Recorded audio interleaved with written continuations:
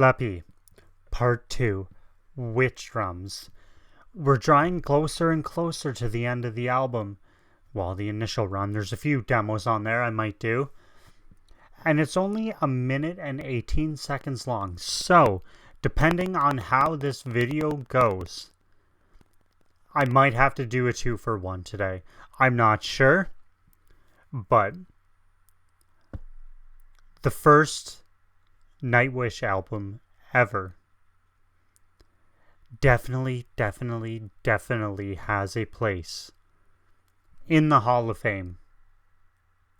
Like, if I showed this to someone that didn't really listen to Nightwish, but they were into like the symphonic metal kind of thing, they wouldn't be able to tell me this was their first album. There's not a chance. This is so advanced and like perfected. Like, you would never ever know. It's like, it doesn't sound like old Nightwish, but there's definitely hints and nods at new Nightwish. It's just astounding. So before I get going, be sure to subscribe. It helps me out so much. Okay, I'm good. Go.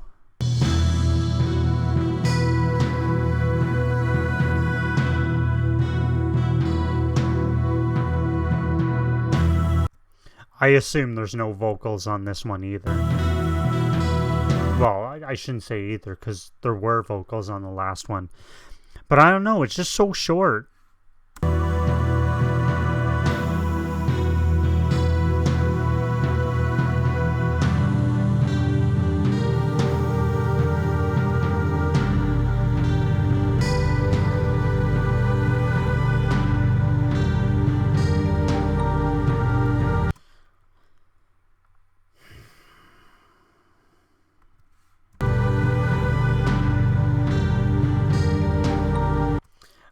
That part scared the hell out of me.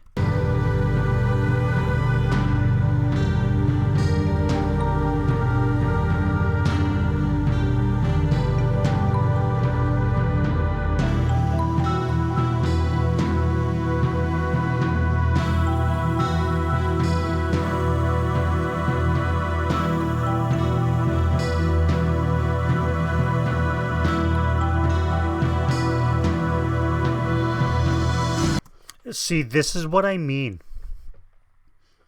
I said it in one of the earlier videos. This has, especially this, 100%, this has Final Fantasy vibes. And I'm talking like 6 and 7. I haven't played too much of 8. I want to change that. But I don't know, this is something you would hear when like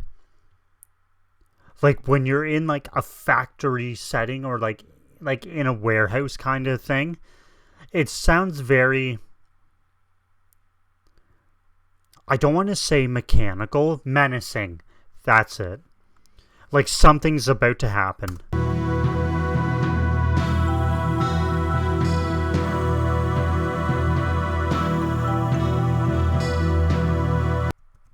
Nope, didn't mean to do that.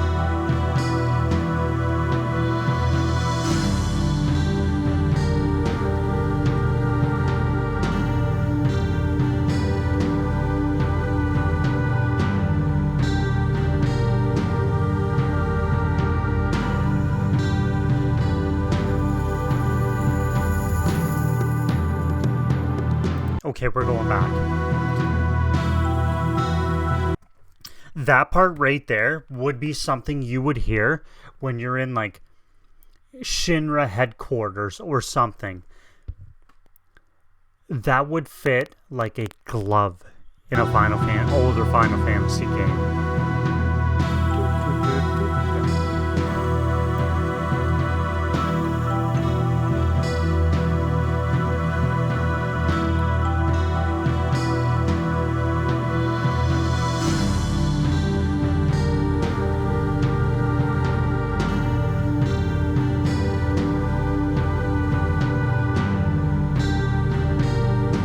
Or you're in like one of the reactor cores. See, like this whole time, I've just been picturing like Cloud, like running around in like a reactor or like a Shinra headquarters. I guess not the Shinra headquarters.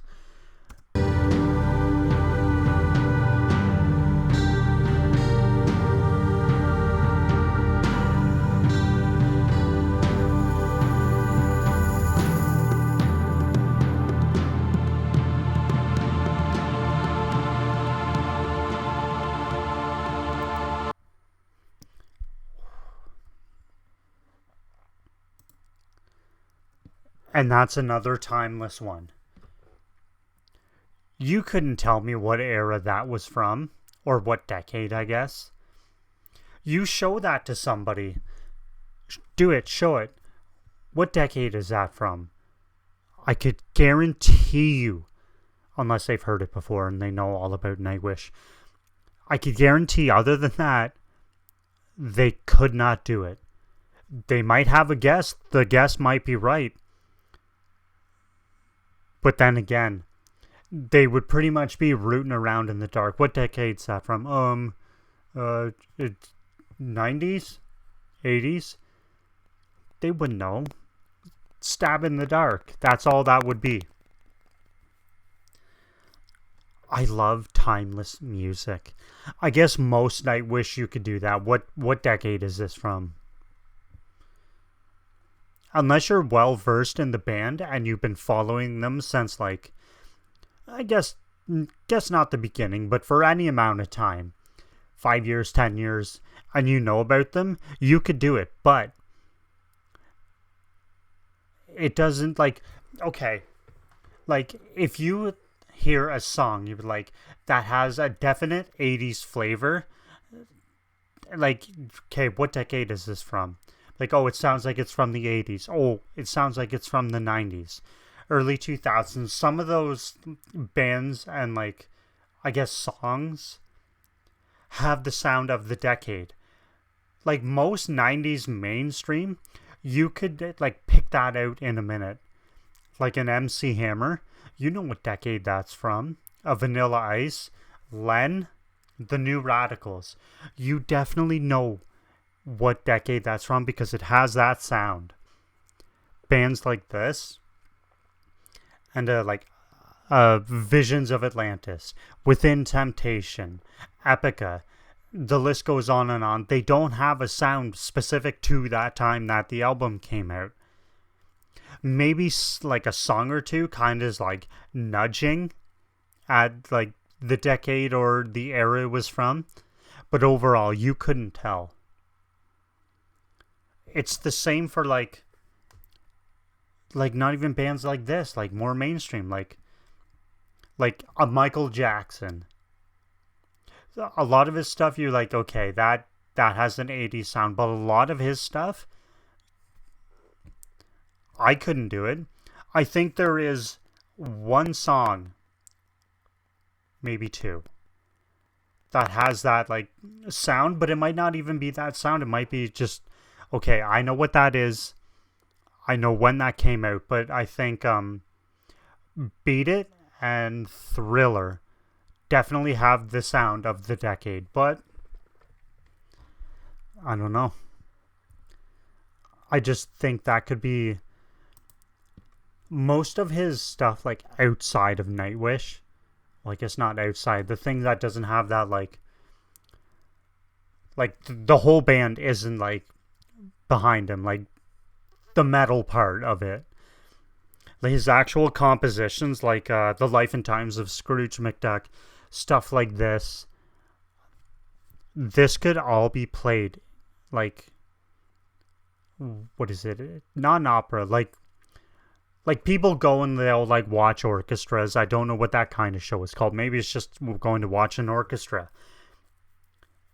But like they could do that and they wouldn't be offended by like if you go to watch an orchestra show, you're kind of like, you know what you're going to see, but if they come out and play like I Wish I Had an Angel or Scare Tale, that arena, I guess, not like place, their in venue, is going to empty out real quick. But that's Lappi Part 2. That is Witchdrums, I think. I'm probably pronouncing that wrong. Lappi? That kind of sounds right. But anyway, for now, that's it. That's all. Thanks so much for watching. I will see you again real soon with Part 3.